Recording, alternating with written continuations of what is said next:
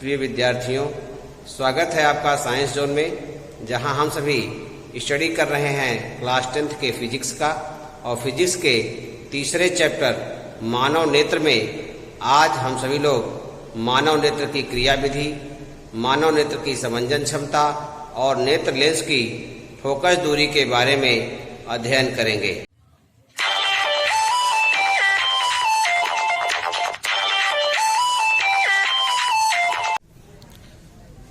मानव नेत्र द्वारा प्रतिबिंब का बनना, formation of image by human आई।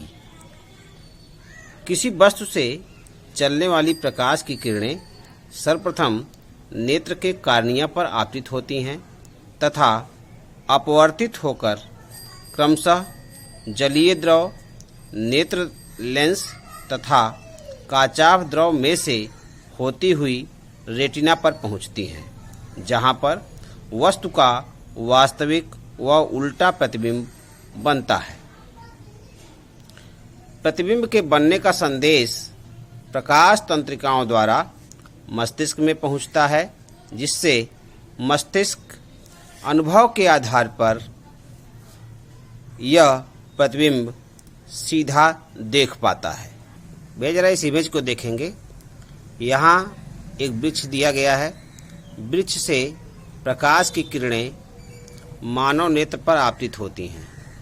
इस मानव नेत्र से होती हुई लेंस पर आपतित होती हैं और इस लेंस से होती हुई मूर्ति पटल पर जाकर पड़ती हैं। यहाँ वस्तु का उल्टा प्रतिबिंब प्राप्त होता है और इन दिक् तंत्रिकाओं के माध्यम से इस उल्टे प्रतिबिंब की सूचना मस्तिष्क को भेजी जाती है और मस्तिष्क इसे सीधा देखने का अनुभव करता है। यदि हम एक दूसरे इमेज की चर्चा करें तो यहाँ एक वृक्ष दिया गया है और इस वृक्ष का प्रतिबिंब उल्टा मानव नेत्र पर, इस वस्तु का मानव नेत्र के मूर्ति पटल पर इस वस्तु का उल्टा प्रतिबिंब बनता है। इस प्रकार मानव नेत्र द्वारा देखे गए वस्तु का प्रतिबिंब मानव नेत्र पर उल्टा बनता है। और कहाँ बनता है? रेटिना पर बनता है। रेटिना के पीत बिंदु पर यानी येलो पॉइंट पर जाकर के यह प्रतिबिंब उल्टा, आपको साफ साफ दिखाई दे रहा होगा, यह वस्तु है। इसका सिर ऊपर की ओर है और इसका सिर नीचे की ओर है। इस प्रकार वस्तु का उल्टा प्रतिबिंब बनता है। अब मानव नेत्र पर बने इस उल्टे प्रतिबिंब की सूचना प्रकाश तंत्रिकाओं द्वारा मस्तिष्क को भेजी जाती है और तब जाकर मस्तिष्क उस वस्तु को सीधा देखने का अनुभव कराता है। इस प्रकार जब हमारी आँख किसी वस्तु को देखती है तो आँख पर उस वस्तु का उल्टा एवं वास्तविक प्रतिबिंब बनता है और इस प्रतिबिंब की सूचना प्रकाश तंत्रिकाओं द्वारा मस्तिष्क को भेजी जाती है और मस्तिष्क उसे सीधा देखने का अनुभव करता है। तब जाकर हमें वस्तु सीधी दिखाई देती है। अगला पॉइंट है focal length of eye lens, नेत्र लेंस की फोकस दूरी। नेत्र लेंस के मूर्ति पटल यानी रेटिना तक की दूरी नेत्र लेंस से मूर्ति पटल यानी रेटिना तक की दूरी नेत्र लेंस की फोकस दूरी कहलाती है। वास्तव में नेत्र लेंस की फोकस दूरी परिवर्तनशील होती है। मित्रों, नेत्र लेंस सिलेरी मांसपेशियों द्वारा दबाने अथवा खींचने के कारण मोटा अथवा पतला हो जाता है। जब लेंस मोटा हो जाता है तो उसकी फोकस दूरी कम हो जाती है, जबकि जब लेंस पतला हो जाता है यानी सिलेरी मांसपेशियां नेत्र लेंस को खींचकर पतला कर देती हैं तो उस लेंस की फोकस दूरी अधिक हो जाती है। यहाँ आपको यह याद कर लेना चाहिए कि पतले लेंस की फोकस दूरी अधिक और मोटे लेंस की फोकस दूरी कम होती है। इस प्रकार नेत्र लेंस की फोकस दूरी परिवर्तनशील होती है। अगला पॉइंट है चौथा, accommodation power of human eye, मानव नेत्र की समंजन क्षमता। मैंने अभी आपको बताया कि सिलियरी मांसपेशियों द्वारा नेत्र लेंस की फोकस दूरी को आवश्यकता अनुसार परिवर्तित कर दिया जाता है। आवश्यकता अनुसार फोकस दूरी को परिवर्तित करने की इसी क्षमता को नेत्र की समंजन क्षमता कहते हैं। वास्तव में नेत्र की समंजन क्षमता को दो बिंदुओं द्वारा स्पष्ट रूप से समझ सकते हैं। पहला बिंदु है नेत्र का दूर बिंदु।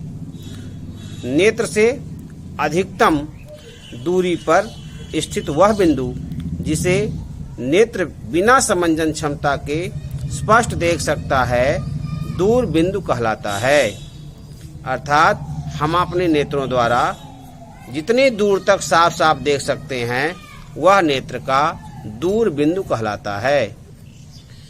स्वस्थ मनुष्य के नेत्र का दूर बिंदु अनंत होता है। स्वस्थ मनुष्य के नेत्र का दूर बिंदु अनंत होता है, इनफाइनाइट होता है। दूसरा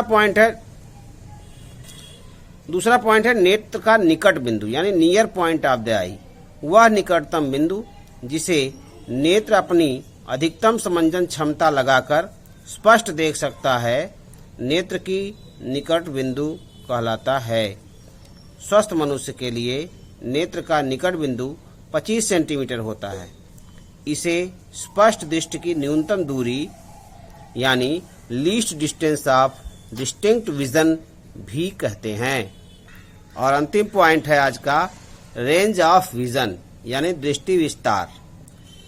निकट बिंदु यानी 25 सेंटीमीटर और दूर बिंदु यानी अनंत के बीच की दूरी को नेत्र का दृष्टि विस्तार अर्थात रेंज ऑफ विजन कहते हैं।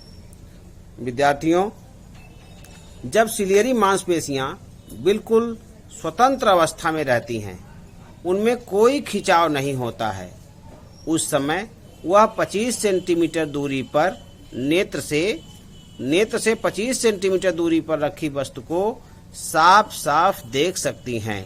इस कारण उस 25 सेंटीमीटर तक की दूरी को अस्पष्ट दृष्टि की न्यूनतम दूरी यानी least distance of distinct vision कहते हैं।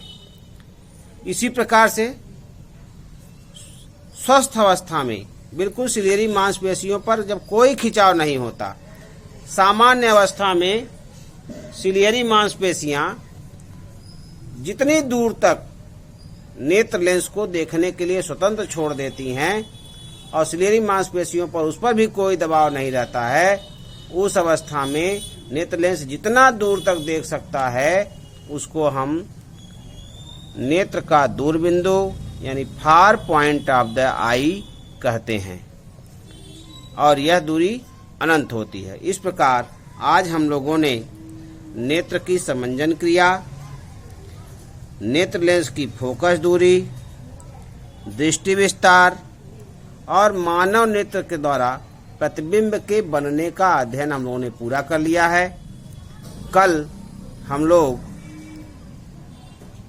मानव नेत्र के दृष्टि विकारों पर चर्चा करेंगे, दृष्टि दोषों पर चर्चा करेंगे।